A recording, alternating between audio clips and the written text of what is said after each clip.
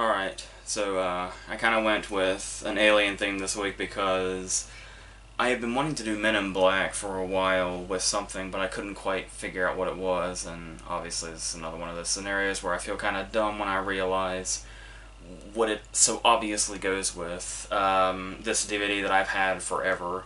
We're going to do Men in Black with the first X-Files movie, which obviously is a bit of... I may have possibly been better off doing I Want to Believe, because I Want to Believe is much more of a standalone movie.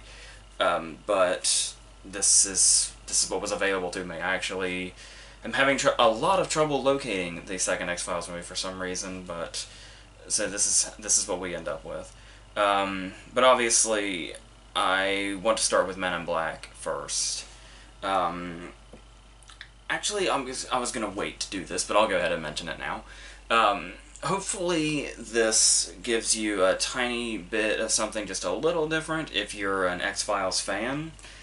Because, admittedly, another reason I feel like it would be a better idea to try to do I Want to Believe as a standalone movie is because I've never once seen an episode of the show. That is not because I don't want to or I don't have interest. It's just kind of something that's never really come into my life. And I know that this movie is like the bridge between, what is it, seasons 5 and 6. So I was hoping it would kind of be, because I'm sure there's a billion, people out there that have talked about this movie with that context. So maybe this is a point of view of what this movie looks like through the eyes of somebody who does not know what happened before or after. So if that's going to be a problem for you, then I am sorry about that. But we're going to start with Men in Black. A movie that has really struck me over the years, because obviously it came out in 1997 and it was absolutely huge. I was still in elementary school, but I still remember it very vividly, when like the Ray-Ban sales went up and Will Smith just exploded and like the action figures were everywhere. There was a kid in my class, who shall remain nameless for obvious reasons, who actually had like the whole suit that he would wear like once a week to school.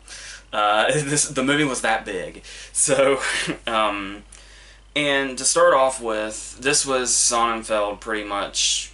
it was 4 years after the second Addams Family movie, but people had basically gotten to know his style through the Addams Family, and that kind of perfectly embodies what we see here, complete with an awesome Elfman score, that I believe was another one of Elfman's Oscar nominations, for good reason. And this whole setup, where we kind of have... this is a movie that kind of has interesting connotations to other movies, obviously... What I really like about the sets, in particular, the sets outside of the city, are where Edgar is, and where Edgar lives, and where we have this first introduction to Kay, and all this other stuff, and it feels like sets from a 50s monster movie, a 50s sci-fi movie, basically. And I thought that was really charming, the way they captured that.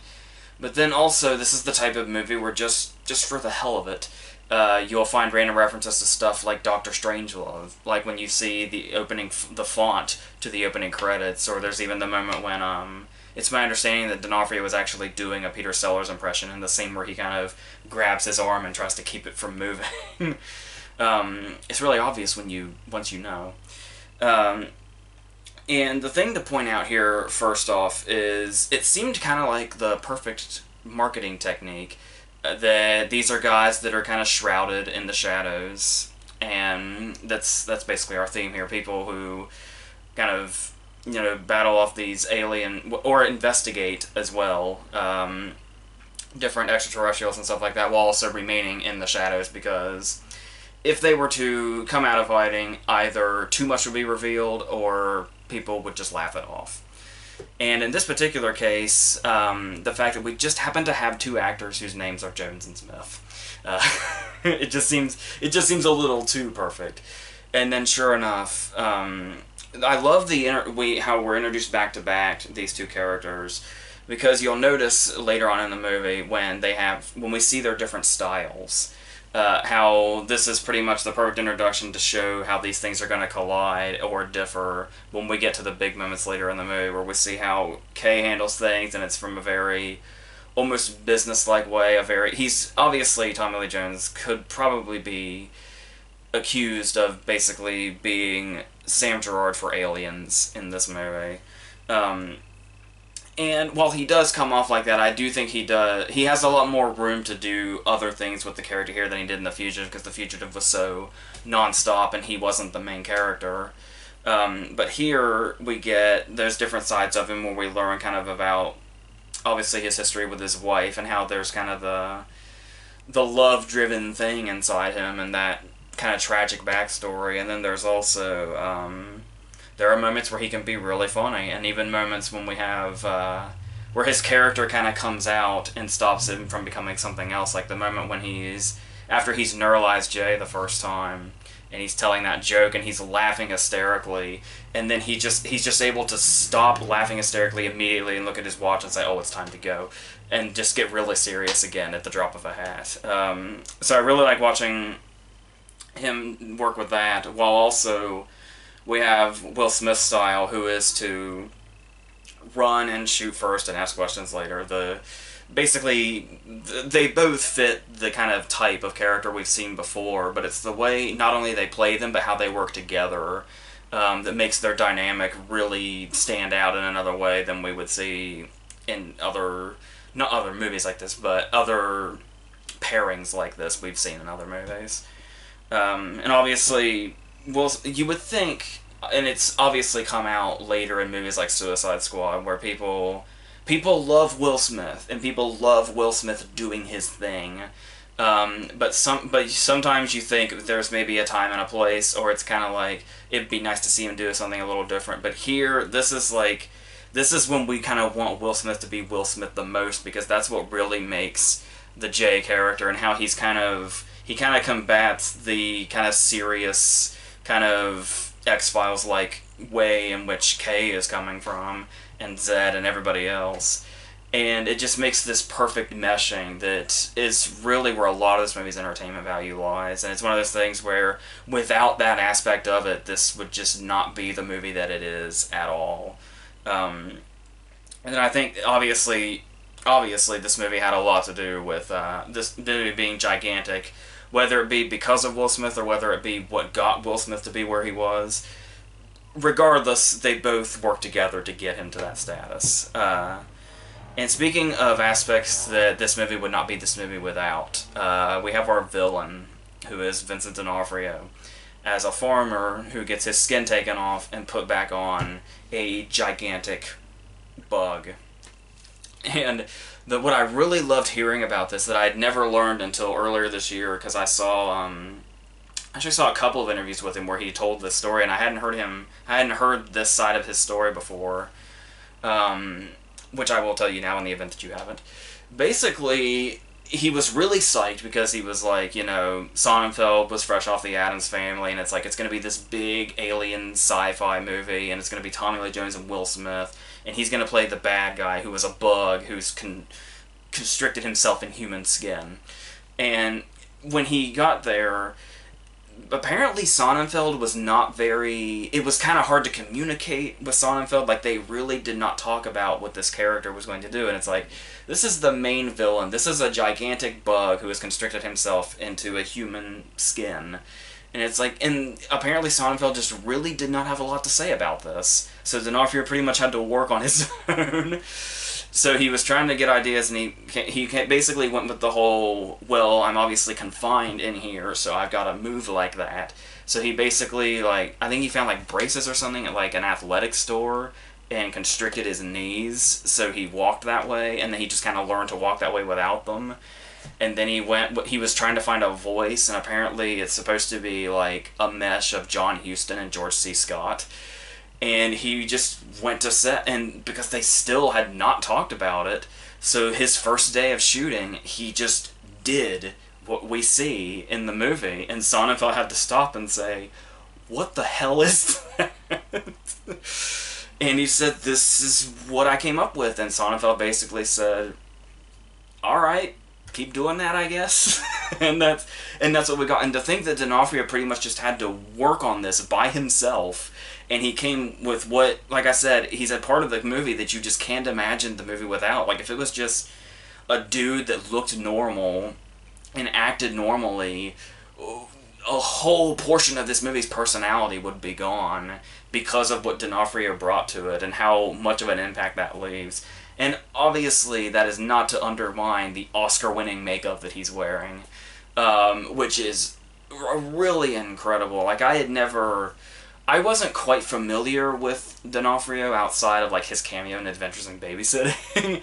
When I first saw Men in Black, I was long away from being introduced to Full Metal Jacket, among many other things, and so it just absolutely melted my goddamn face off to learn that the guy I would see later in these movies was Edgar in Men in Black. Even though we see him normally at the beginning, that's just something that never registered to me.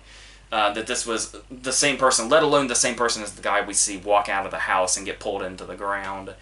And the whole idea of the fact that because the human Edgar is dead at this point, obviously, and the skin as such does not have a body to live off of, he's rapidly decomposing as the movie goes on. And it is disgusting and amazing at the same time. And obviously, another character we have here that I wasn't fond of for a while, because it felt kind of like a shoehorned in thing for Jay's character, was Laura Weaver, the character played by Linda Fiorentino. And, well, obviously she's crucial to the movie because of her job and how she's kind of the one that starts to figure out that something's off. And obviously, working at the morgue, of course, she's going to be the person to do that. And obviously the arc that didn't really work for me was the fact that she becomes one of them in the last scene. But that actually does make more sense when you go back and look at it, how she's very... We never see her around people much at all that aren't the major characters, obviously. And then there's that particular moment when they bring in the alien, and the guy kind of makes that offhanded remark before he leaves, and her line to that is, "I hate the living." And it kind of sets up this whole, she feels, for lack of a better term, alienated from kind of the rest of society, much like you have to be when you go into the Men in Black. And it's like, she's kind of...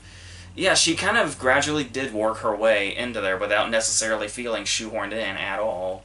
Not to mention, she's the one that ultimately kills Edgar, so it's like, it just really quite adds up to that. So, yeah, I don't really have much of a problem with that anymore. It's more so the fact that it's my understanding that not a lot of people liked working with Linda Fiorentino back in the 90s. I guess she was quite hard to work with. I know Kevin Smith apparently had a few stories. And you'll notice she kind of disappeared off the face of the earth after Dogma, I guess? I don't really remember seeing much of her after that, which is why I'm guessing we did not see her later on. But it would have been a little interesting to see what they did with her character should she have continued on, but nevertheless, shit happens. So I was talking about, obviously, how much I like the look of the movie. Where, like I said, outside the city looks like the 50s monster movies, which is great. And then when we go into the city, too, still... there's something, like, it never loses its feel, really, from transitioning to what feels like a 50s monster movie to present day, well, 1997, the city. And there's also stuff like the way the sunset is shot when Jay has to really figure out, and it really kind of visually shows kind of his journey to making the ultimate decision in his life, and then kind of the follow-up to that when we see the sun rise, and it's a very on-the-nose shot, but still, when we see the bug on top of Edgar's truck descending on the city, and kind of it's a peaceful shot at first until we realize this is Edgar coming into the city, and Sonnenfeld's visuals have been really great. Obviously, he was a DP for a long time, particularly on Raising Arizona, which I think is some of his best work, even though he was just working as a cinematographer. But yeah, basically all the technical aspects of this movie are also a huge standout from that. Like I said, Elfman's score. I think production design was another one of its Oscar nominations. And it all just works together in this big way, because I was trying to figure it out. Because I wasn't...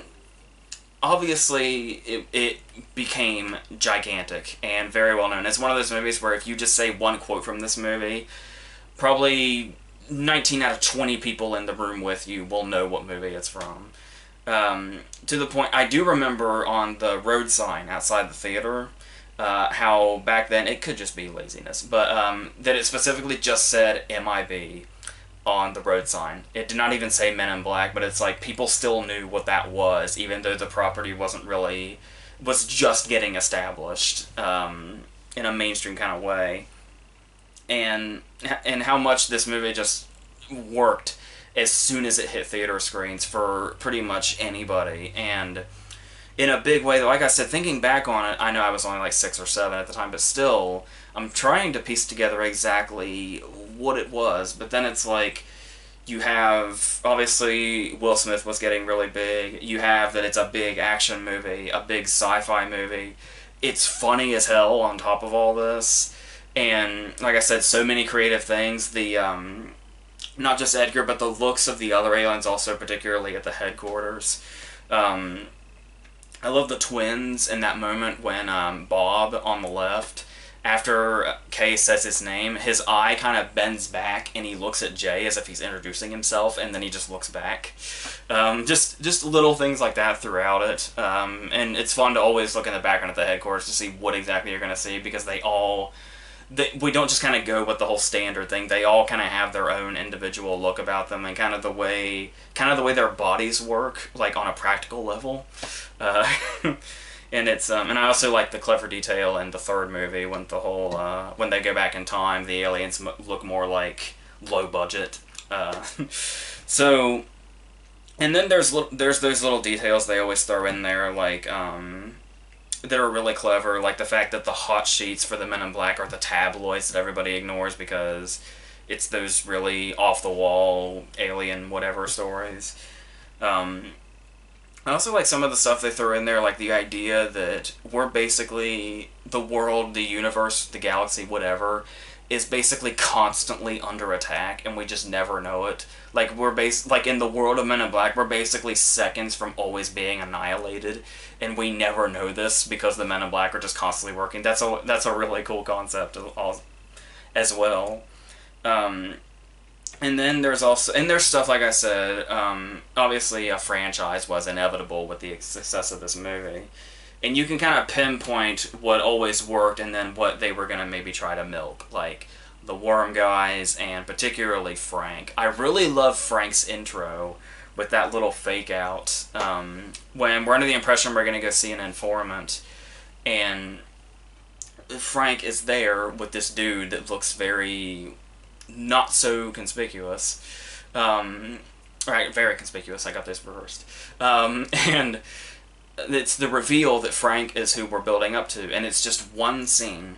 And obviously they were going to milk him to death in the other ones. And the thing is when you look back at this movie, it's kind of like the scene ends with Frank barking at a cat, and then that's when it registers to Jay what Orion's belt we're talking about. And it's like, so Frank's only existence as a dog was just to tip Jay off that that's what that was. And it's like, and this is something that they're going to take into the second movie and just milk to death, that the fact that he's a talking dog. And it's like, that's really the only reason he was a dog to begin with, was so Jay could have one final, oh shit, revelation. So that's amusing. And then, of course, you have a really big movie like this, and you expect a really big climax. And the very interesting thing about this movie is that we do build up to that, and we do build up like it's going to be huge. And in a way, it certainly is. But at the same time, it's kind of like, when you look back on it, it's like, it really wasn't that big of a climax, considering what was at stake and what was going on here. So it's like, and this is kind of the case in the other two movies as well, where they kind of, like 2 and 3 kind of dragged it out a bit, but here it's like, for such big stakes, the climax is so simple. He tries to take off in the ship, so shoot the ship down. And then when the ship is down, and he reveals his real thing here, and like I said, it does go big. You do have, the wrecking ship, and you have the giant special effect that is what Edgar really looks like. But then, once that happens, it's really less action and just more trash talk. It's literally trash talk until he gets blown in half and then shot one more time.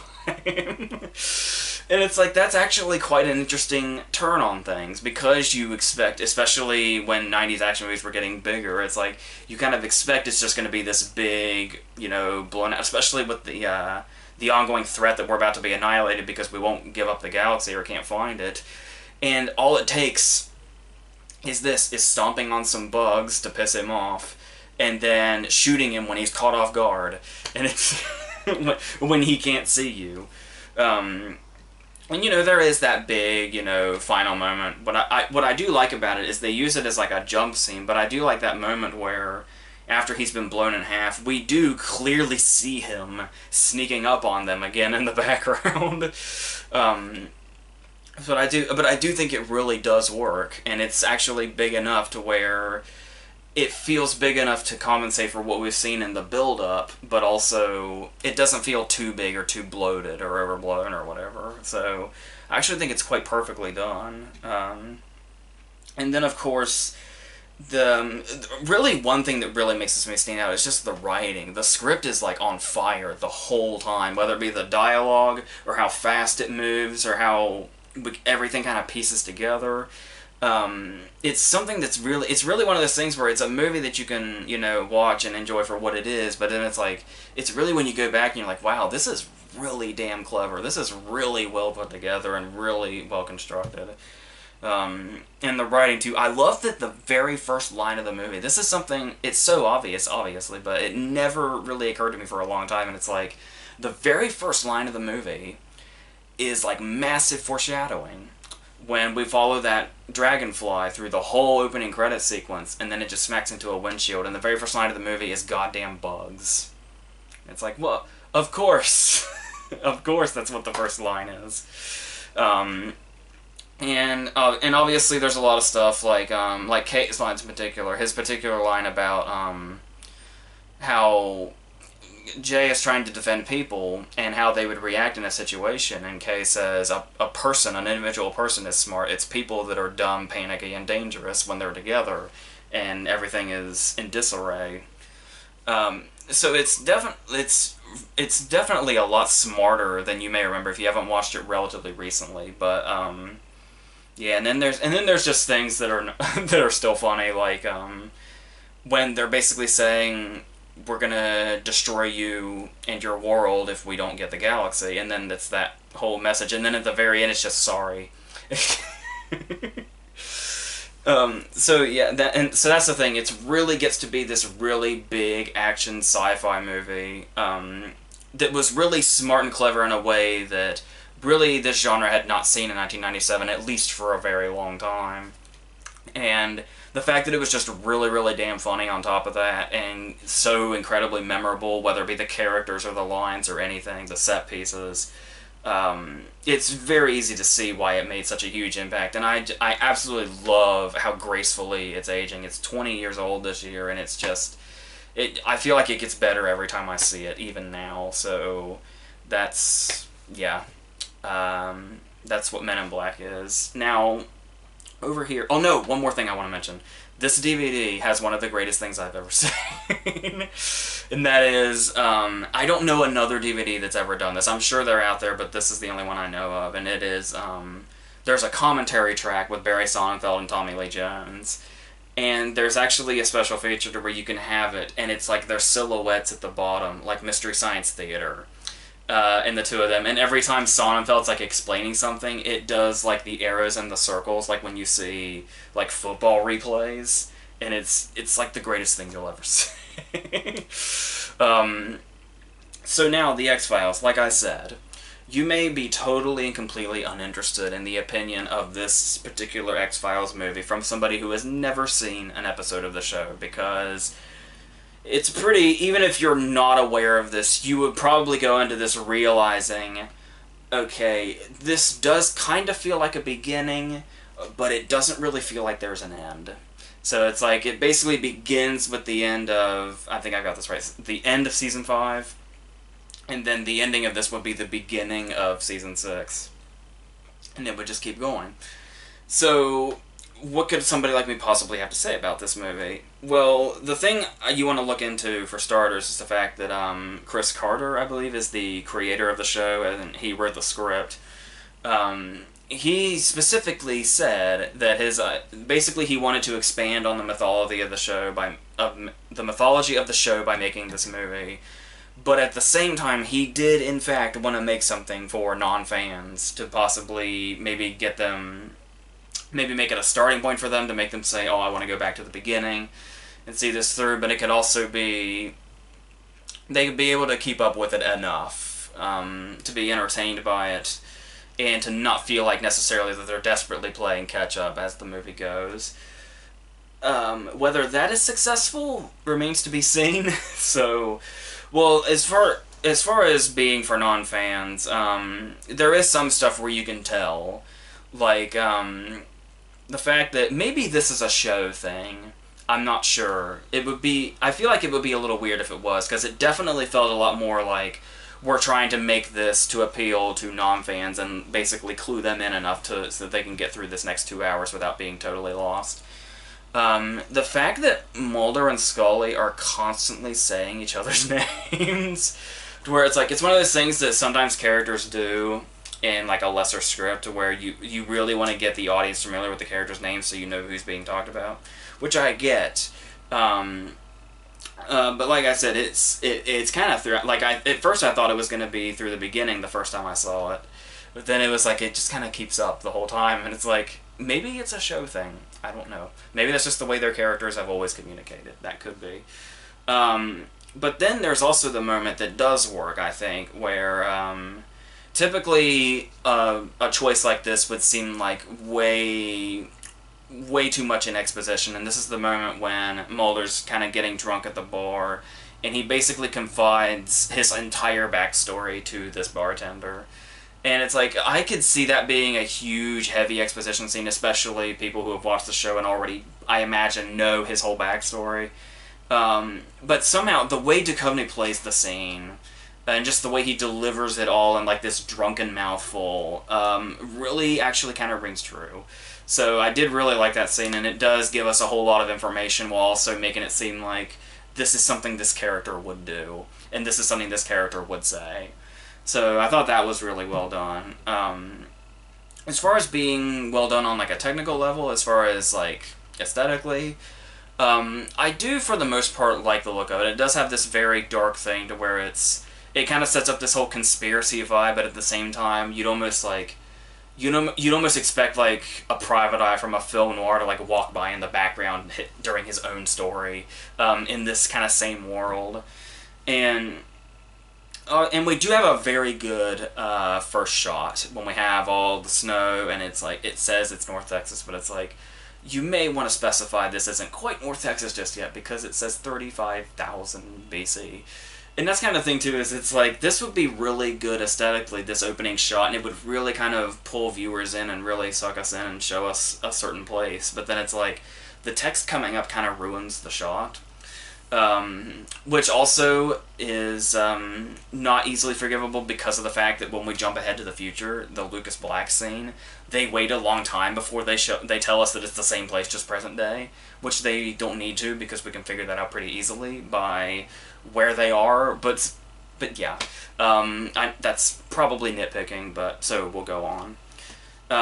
Now, one thing that this movie does really well is this whole conspiracy paranoia thing, which to my understanding is like the main strength of the show. I know my idea of it vaguely for a long time, just from hearing about it, was the whole, it's like weird and aliens and all that other stuff, but it really but it's to my understanding, much like the movie, it's a lot of it has to do not just with the two main characters driving it, but also this whole mysterious conspiracy vibe.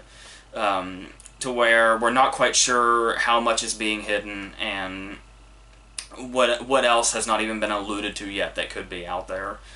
And this is kind of brought forth in the movie in an effective way by this Martin Landau character, where the great thing that Landau does with these scenes is, obviously because we're in an X-Files movie, we know that shit is out there. We know that weird shit is out there and being covered up and all that other stuff. But the way his character comes out and brings all this stuff forward is he comes off like the crazy conspiracy guy really effectively.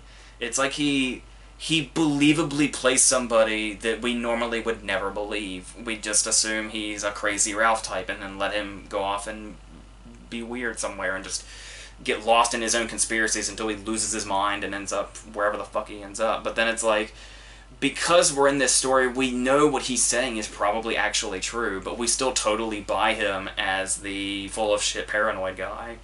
And I think that's really effective, and also a way to kind of show us, kind of sets up this whole, what exactly is a conspiracy and what maybe is, you know, really happening. And because he plays it in such an exaggerated way, it's kind of like, even the shit I assume Mulder has seen by this point, he says, you know what, I think you're full of shit, bye. And so I really love what that character brought to the movie. And talking about the strength of the characters, well, obviously, there's also all the side characters, like the really mysterious ones that to my understanding, come from the show, like the cigarette smoking man, who I think is called the Cancer Man by a lot of fans. And then there's the well-manicured man and stuff like that. And the way these characters aren't named kind of gives the whole feeling kind of a cool, mysterious thing, which I assume is served as much in the show as well. But then there's also little characters that just come and go. Like I like the superiority complex military guy when they go in and they don't really have authorization, so they're basically trying to convince this guy that, oh well, the general called us and all that, and eventually they get past this guy and they say, well, you know what, we're gonna go do this, you just confirm our authorization while we're doing this. And because he's one of those guys that has to get that last word in to say, I'm the one in charge, it's the whole, okay, you do that, and then I'll, you know, confirm your authorization. That's how we're gonna do it. And it's like, it's just, you feel like you know everything you need to know about this guy, and he's here for like 10 seconds. So I like the way they're able to pull that stuff off. Now, of course, talking about characters, our two leads here, we're obviously, like I said, with the bar scene, Duchovny shows that he can be great, and of course, Gillian Anderson as Scully, which, by the way, there are some scenes in the movie that feel a little shaky on her part, but for the most part, she can make scenes very effective and kind of adds like a whole emotional layer to it. And it's my understanding she's actually won one or two, at least, major awards for playing this part, which I can ultimately see. And then there's stuff like, we really understand, I mean, obviously, God knows, you know, how much build-up fans had to this, but as far as just seeing the movie by itself, how easy it is to buy where these two characters are coming from and how they feel about each other up to this point. And the way that they don't kind of do it in a completely overplayed way, like they're underplayed about it, but to the extent that we still feel like we pretty much know exactly where the other's coming from, even if we don't have 5 seasons of TV to back this up. And there's the really, really great scene that just really brings this to a head and really brings the heart of the movie out, where she's going to get transferred, and then he's basically coming out and saying all this stuff and how this makes him feel, and we see the real kind of devastation in him that they're going to part ways, and the way he has the line where it's, I owe you everything, you owe me nothing. And it's like, it's just really good character work here amidst this movie with aliens in it, and conspiracies and shit, mysterious black helicopters and all that. And there are moments where I do feel like, obviously we're doing the whole conspiracy thing, and it's great that we have all this stuff that we're not quite sure about, but then the thing is that with these opening scenes, and the way we kind of see, like we get these really obnoxiously loud alien attacks, like we're in Alien vs. Predator or something, or worse yet, the sequel, and the thing is we have a very clear image of what is going on here for the most part, like when Lucas Black is taken over by the stuff. It's like, we as an audience kind of know what this is because we saw the opening scene. And we see Jeffrey DeMunn doing everything he's doing, but it's like, it almost seems like, and obviously, like I said, there was like 5 seasons of TV prior to this, I imagine viewers pretty much are aware of everything, but it's like, and the show already has a particular style. But just looking at it from the perspective confines of this movie, it's like, if maybe we saw it more from Mulder and Scully's perspective, to where there was a mystery, and where we weren't quite sure what was causing what and what was being hidden.